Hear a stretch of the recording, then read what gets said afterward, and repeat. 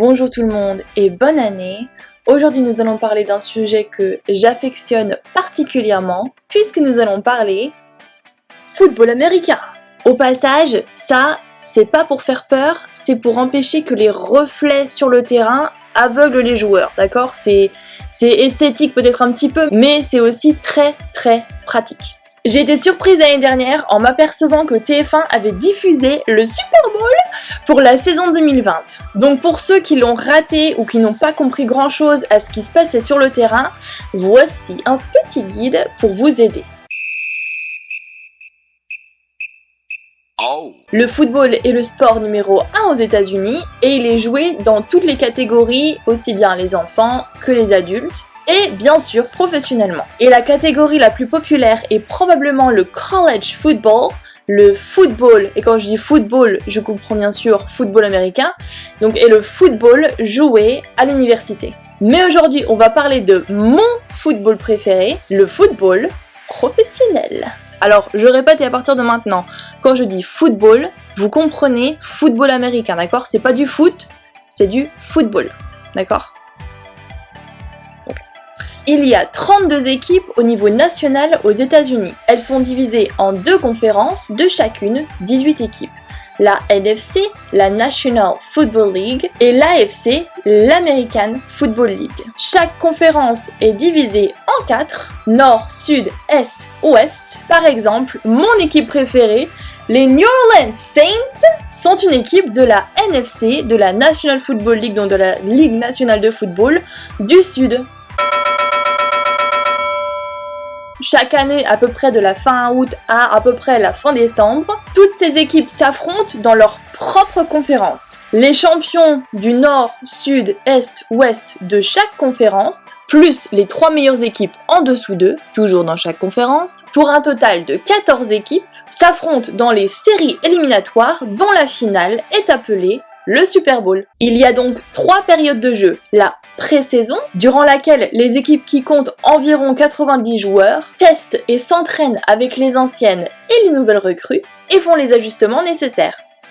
La saison régulière donc, où ces équipes s'affrontent pour savoir qui est le plus fort et où chaque équipe a un maximum de 53 joueurs. Ça coupe pas mal à la pré-saison, j'aime autant vous le dire. Et enfin, la post-season, les séries éliminatoires où seulement la crème de la crème s'affronte. Et si tu perds, c'est fini pour toi. Sinon, tu vas jusqu'en finale qui est, encore une fois, le Super Bowl. Ça va, je vous ai pas encore paumé.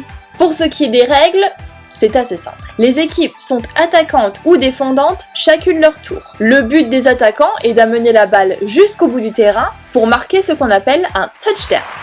Ils doivent avancer la balle de 10 yards par 10 yards pour pouvoir continuer à jouer en attaque et donc avoir la possibilité de marquer des points. Ils ont 4 essais pour faire avancer la balle de ces 10 yards. Un yard, c'est juste une mesure américaine, 1 yard est à peu près 90 cm. Donc en gros, ils doivent avancer la balle d'une dizaine de mètres en 4 essais pour pouvoir continuer. Sinon, la balle va à l'équipe adverse. Le touchdown vaut 6 points et l'équipe qui marque a aussi la possibilité de tirer au but, c'est-à-dire dans l'espèce de fourche que vous voyez à la fin du terrain, pour marquer un point supplémentaire.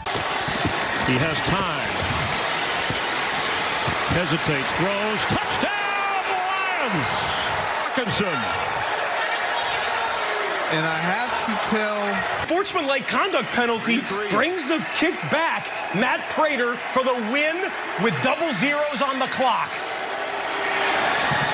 The extra point. The Lions rally to win.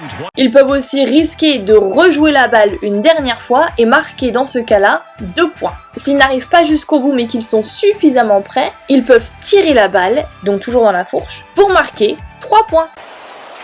Will Lutz, can he put the cape on his back and become a hero here for these fans?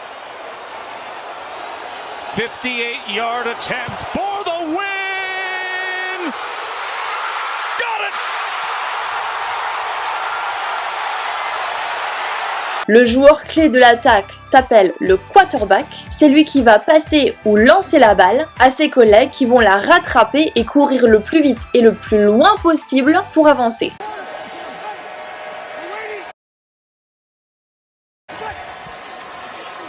Here Here's Breeze, play caller's dream, 2nd and 1, and gets it complete to who else but can't guard Michael Thomas. All he did is have 125 catches a year. Le quarterback pour les Saints s'appelle Drew Brees et c'est son maillot que je porte. L'équipe qui défend à ce moment-là va bien sûr tout faire pour les empêcher d'avancer et peut-être même récupérer la balle. Bon, vous vous doutez bien que ce n'est pas exactement aussi simple que ça, mais ce sont les grandes lignes qui vont vous permettre de comprendre un petit peu mieux ce qui se passe sur le terrain, surtout si vous allez regarder le Super Bowl cette année, au moins vous aurez une idée de ce qui se passe. Pour vous aider encore un peu, regardons le début d'un match de football et je vais le commenter pour vous et vous expliquer ce qui se passe. On fait ça en accéléré parce qu'on n'a pas toute la journée. Après le tirage au sort, l'équipe qui va défendre tire la balle pour l'emmener le plus au fond du terrain possible. L'équipe qui attaque a deux choix, rattraper la balle et courir dans le sens opposé pour commencer le plus loin possible, comme ici, ou mettre un genou à terre et commencer automatiquement sur la ligne du 25 yards. Les joueurs prennent ensuite place et commencent à jouer. Vous voyez le marquage au sol qui indique combien il leur reste à avancer, la ligne bleue étant la ligne de départ et la ligne orange étant la ligne des 10 yards à laquelle ils doivent arriver. Vous avez également par terre l'indication de combien d'essais il leur reste et combien de yards il leur reste également à avancer pour cet essai.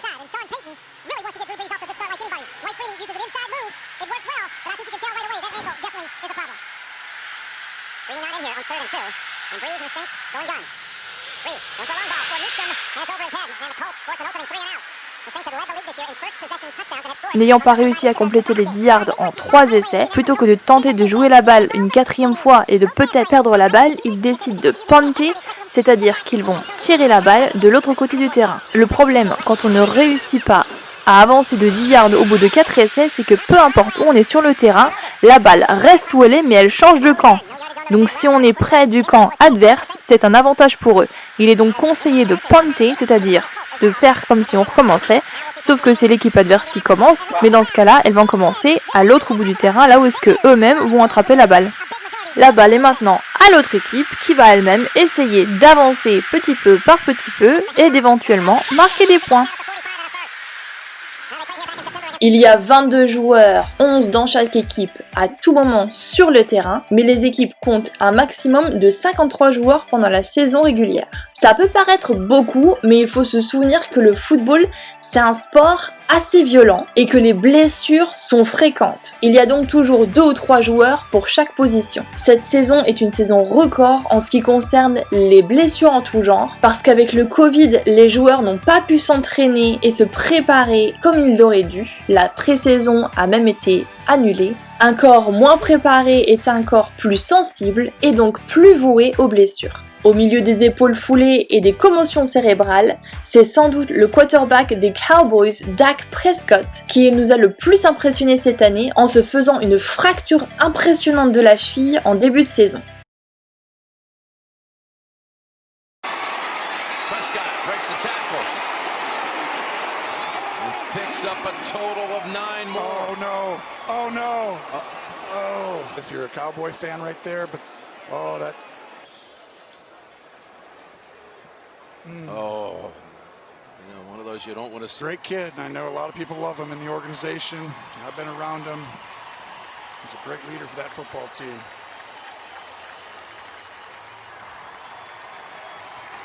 Kid right there's never missed a start, Jim, his entire career.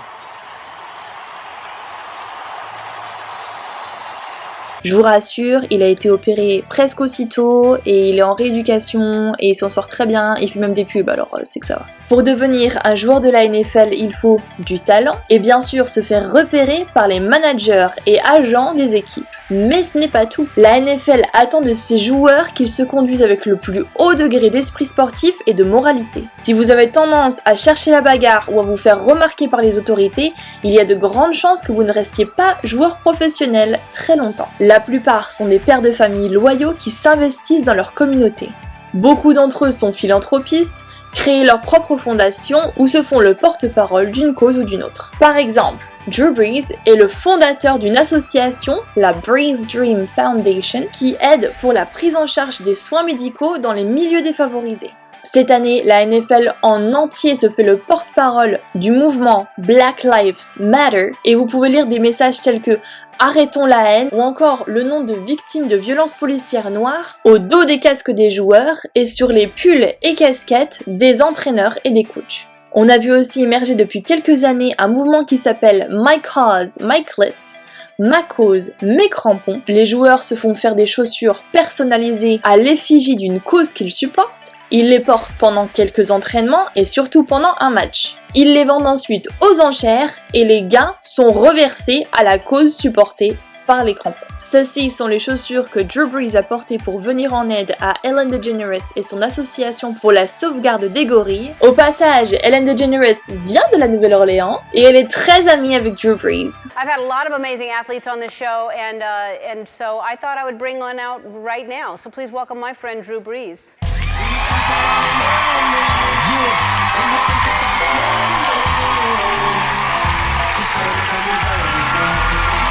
D'ailleurs, si vous regardez son émission, vous verrez un maillot de Drew Brees dans son studio.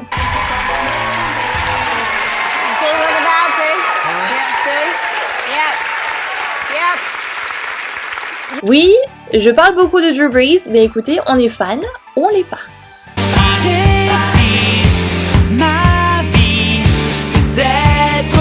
Plus sérieusement, c'est vraiment important et ça touche les gens ce qu'ils font. J'ai des amis qui ont eu des jumeaux quand ils vivaient à la Nouvelle-Orléans. L'accouchement s'est pas bien passé. Ils ont perdu un des bébés. Le bébé survivant a dû rester à la pouponnière pendant plusieurs semaines. Mais grâce à l'organisation de Drew Brees, une caméra a été installée dans la pouponnière et grâce à une app sur leur phone, ils pouvaient voir leur bébé et lui parler à travers cette app et à travers la caméra.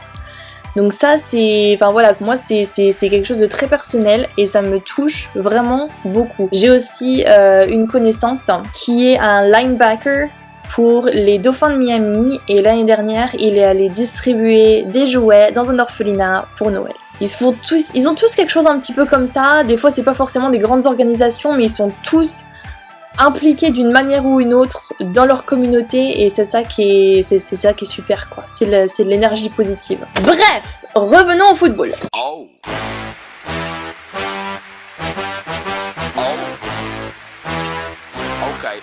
Okay. Ah! Oh. Hey, I'm trying to get crunk. C-R-U-E. Tell them how we gonna come. Tell them why they don't hold on. Tell them why they better run. Stand up and get crunk. Stand up and get crunk. Okay. Ah! Here we come to get you. Okay. You better get crunk. Here we come to get you.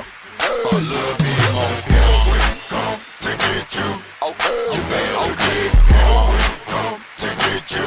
A little bit more. Crank it up. That's what we gonna do. Crank you up. Me and my brother, we came to get. We won't stop. We keep on coming.